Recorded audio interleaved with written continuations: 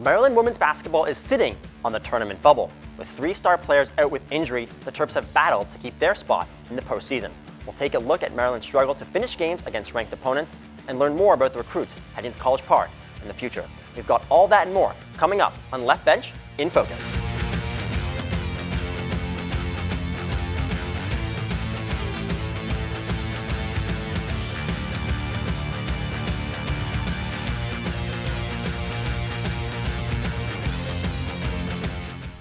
There's no doubt that we're an NCAA tournament team.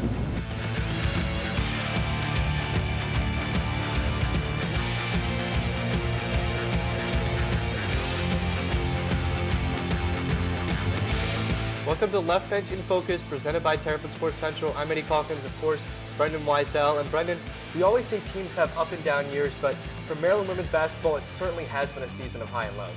Yeah, Eddie, the Terps are currently in position to make their 12th consecutive NCAA tournament appearance, but with only a few contests left, the margin of error continues to shrink. Let's start with the Terps' most recent matchup on Sunday. Maryland traveled to Columbus to take on number 2 Ohio State. The Terps were looking to avenge a loss from earlier in the season, but the Buckeyes were too much to handle.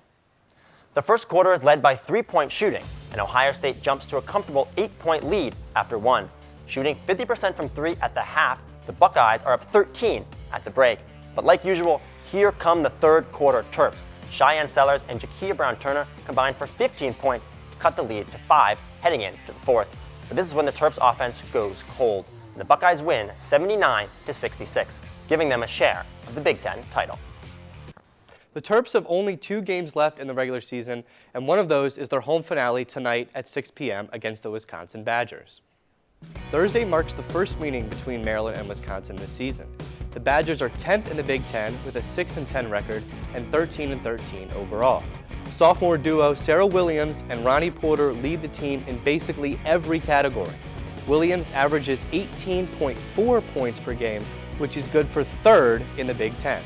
Last year, when the teams met in College Park, the Terps pulled out a 13-point victory. Shy Sellers led Maryland with 21 points and 7 boards. While Maryland has already clinched a double bye in the Big Ten tournament, the Badgers are still fighting to avoid playing on day 1. Maryland has just 2 games remaining before the Big Ten tournament, so let's look back at the regular season.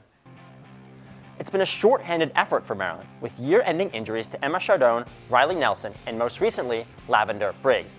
But let's go back to November to see how the season began. The Terps entered the year ranked as the number 14 team in the country. After losing 2 games, that ranking was gone. Those losses came by an average of 35 points, first to now number 1 ranked South Carolina, 4 days later to UConn. Heading into 2024, Maryland won 8 of the next 10. The Big Ten season for the Terps has been defined by 2 different 4-game streaks. Following losses to Michigan, Penn State, and Indiana, Maryland welcomed Caitlin Clark in Iowa to a sold-out Xfinity Center crowd. The Terps got off to an early 8-point lead, but Iowa battled back. In the third, Maryland went on a 25-5 run, led by Cheyenne Sellers and Jakia Brown-Turner, to give Maryland the narrow lead. In the end, Clark scored 38 points and handed the Terps their 4th straight loss. Following the Iowa game, Maryland regained momentum and won 4 in a row, including 2 games over Rutgers. The loss to Ohio State on Sunday put Maryland at an 8-8 record in the Big Ten and 16-11 overall. Now to break down the Terps season, we are delighted to be joined by sophomore guard Bri McDaniel. Bri, thank you so much for having me.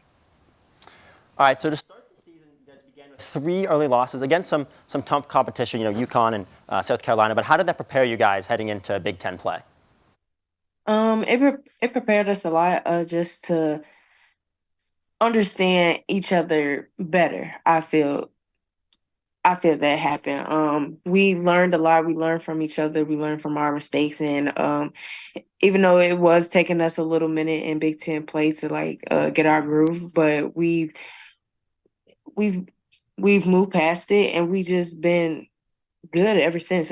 We have had a loss since against Ohio State, but that's just one when we was just on a 4-game winning streak. But yeah, it helped us a lot.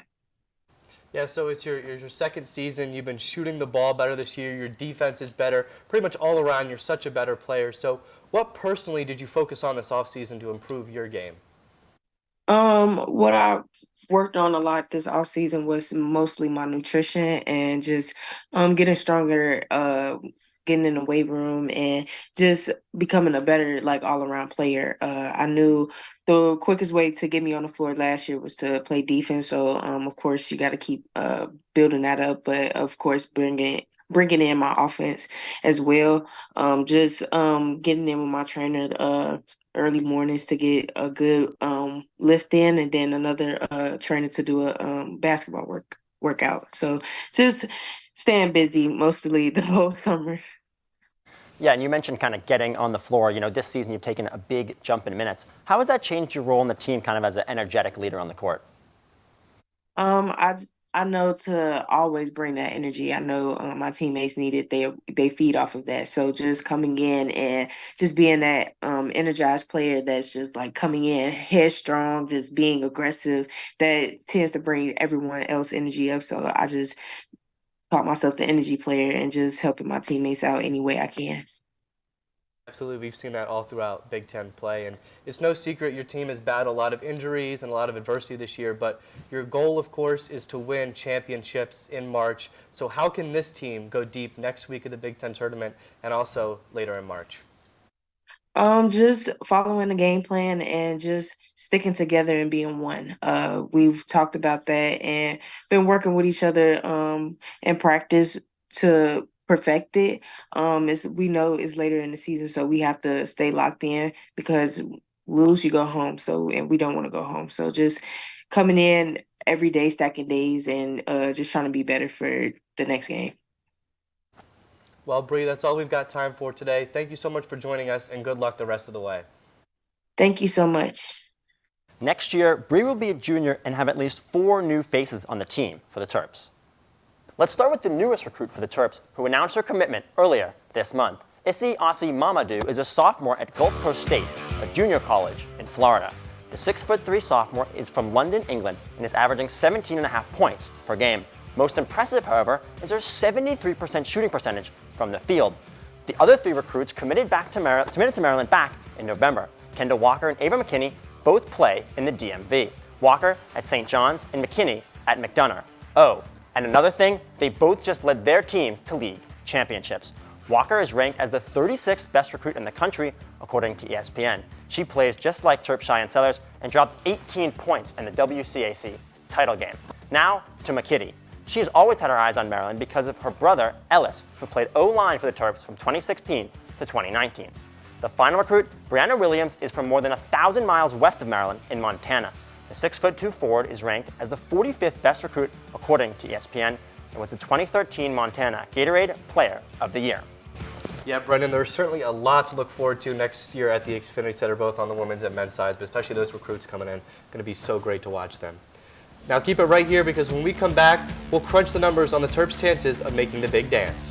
We'll also see how one player's dad has helped her on and off the court and crown our MVP and top 5 plays. Don't go anywhere. I tell my son, I love you every single day. I love you. Now, my dad has never said that to me. Not because he doesn't love me, but because culturally it wasn't comfortable for him. Now that he's a grandfather, he says, I love you to my son every time he sees him. My advice to all the fathers out there, forget the cultural restrictions. They grow up way too fast for you to waste even a single precious moment. I think I finally found. Hey, how you doing? Hey, Mason. Mason. Got a new house. It's looking pretty cool so far. A place that I call home. I'm teaching Louise how to cook some lasagna. It only takes a spark to make a fire start.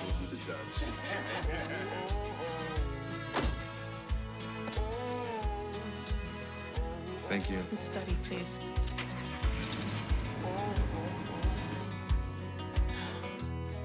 I think I finally found a place to make my own.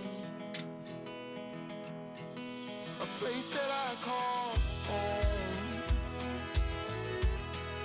this place that I call home. Welcome back, everyone, to the Left Bench in Focus, presented by Terrapin Sports Central. I'm Brendan Weissel, alongside Eddy Calkins. We've moved to Studio B, and that's because it's time to debrief a type of season this team hasn't seen in a while, and what we think their postseason will look like. Yeah, Brendan, there's only one time in the last 20 years a Maryland women's basketball team has missed the big dance, but there is hope for the team right now as they've won 4 out of the last 5 games.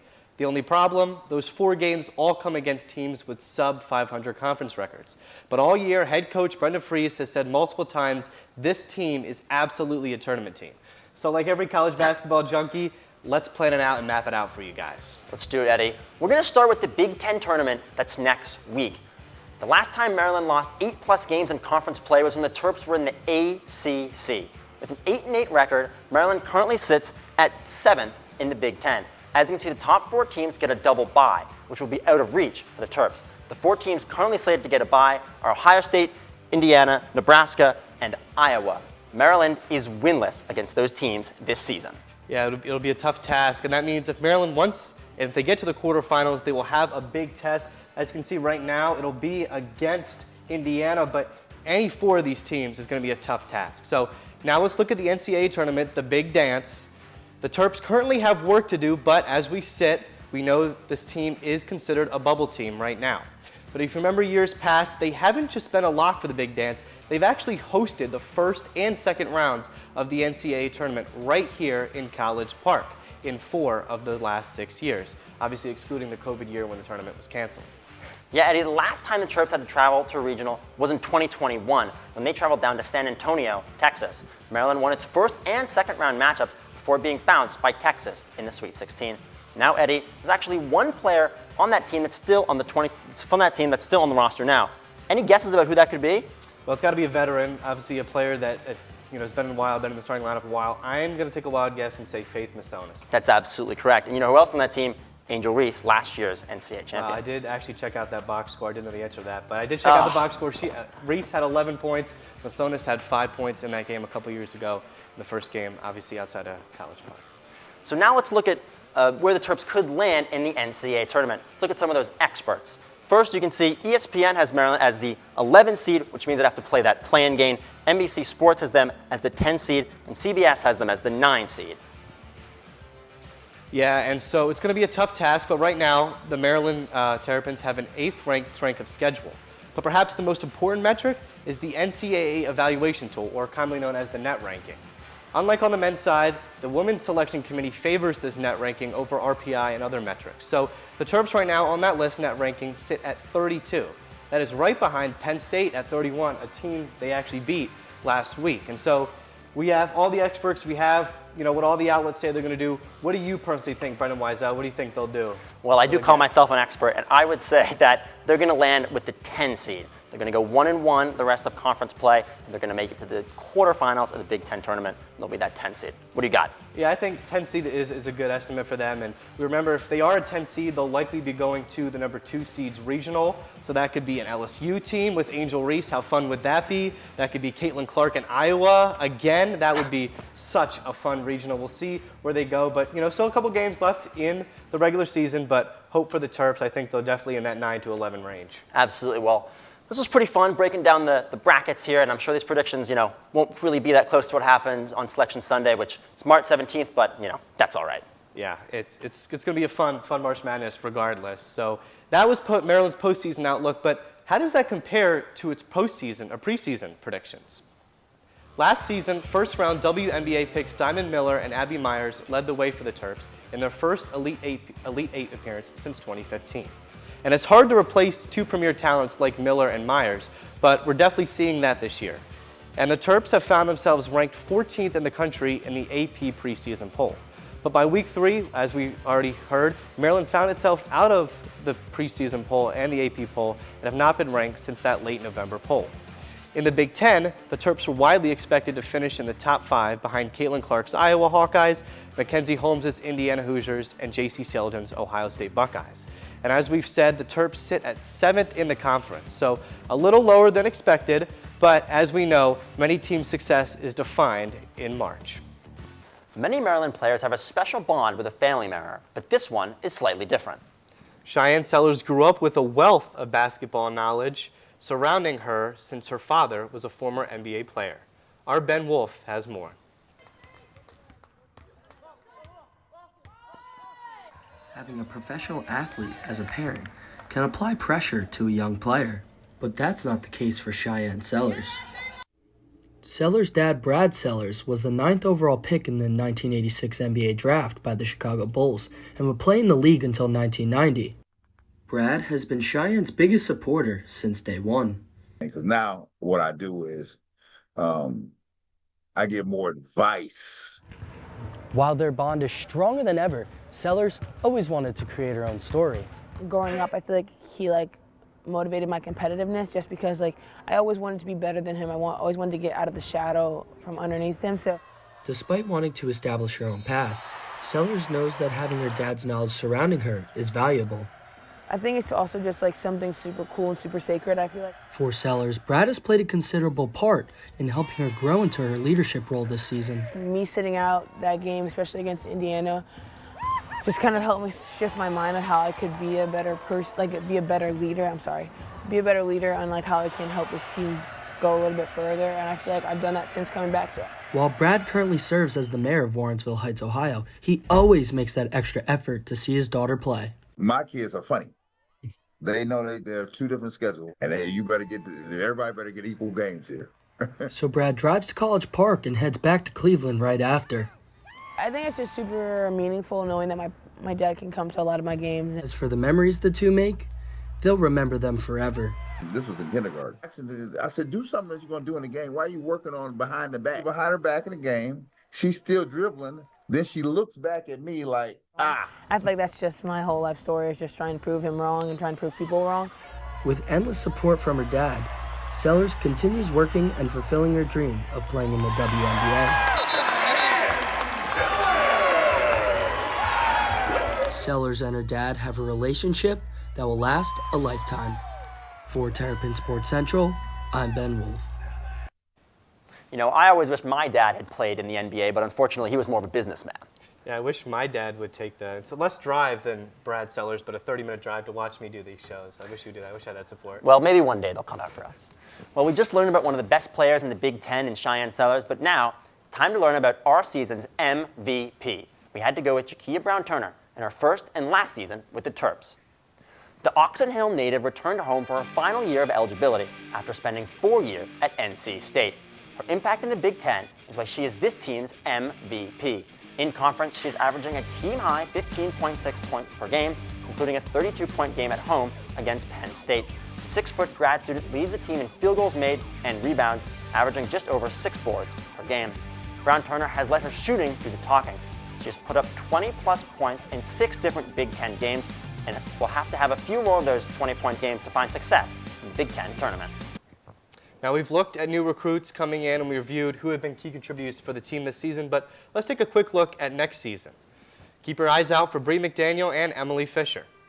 After averaging 3 points last year, McDaniel had quadrupled that number to almost 13 points per game. And let's not forget about Emily Fisher. The freshman is quietly averaging 2.7 points per game this year and is playing quality minutes off the bench with all of the injuries. It would be no shock if next year Fisher took the same leap McDaniel took this season for her sophomore campaign. Okay, Eddie, you know what time it is. Top 5? Oh, you bet, champ. Let's get it started with number 5. Well, it really should be number 1,000. Cheyenne Sellers scores her 1,000th career point on a spin move against Purdue. Yeah, and here comes number 4, Bri McDaniel. We talked to her earlier. Here's an and one against Iowa. Emotional leader, we said. Look at that emotion after the and one. Beautiful play, and that sparked a third quarter run as we've seen against Iowa. Oh my God, Bri is absolutely fired up there. Number 3, which contains our MVP, Jakia Brown-Turner with a crazy outlet pass. Makes the finish. Let's watch that one more time. Slow it down for me. Faith Masonis over all the defenders. Brown-Turner gets it, makes one miss, and then puts it in as time expires. Yeah, that was a pretty crazy play this past weekend. But now I get another Bri McDaniel play. Look at the ankle breaker. She just breaks a Michigan defender's ankles, puts it in the cup. Wow, look at those ankles. Need to go to the hospital for those. Oh yeah, and for number 1, let's take it back to November against Syracuse. Cheyenne Sellers, as the half ends, gets the and one, and she gets a three-point play. Gets the free throw to go too. Yeah, that was a huge win early in the season, and now we have a bonus play, a half-court shot from a student. That was at the Iowa game, an absolute great play at the end of the buzzer. I mean, everyone dreams on making a half-court shot, but on one of the biggest stages in college basketball. I mean, her reaction was awesome. She's pointing at the camera. I mean, she showed Caitlin Clark what some true range means. Yeah, and Alex Froome, who started TLB, the whole left bench, got that shot. Always keep the cameras rolling. Great clip from him. Absolutely. Well, that's going to do it for this edition of the Left Bench in Focus. Nathan Schwartz and Jonas Evans will be behind the desk in a few weeks to go all in on the men's basketball team. In the meantime, you can keep up with all of Terrapin Sports coverage on X, Instagram, YouTube, TikTok, and online at terrapinsportscentral.com. See you next time.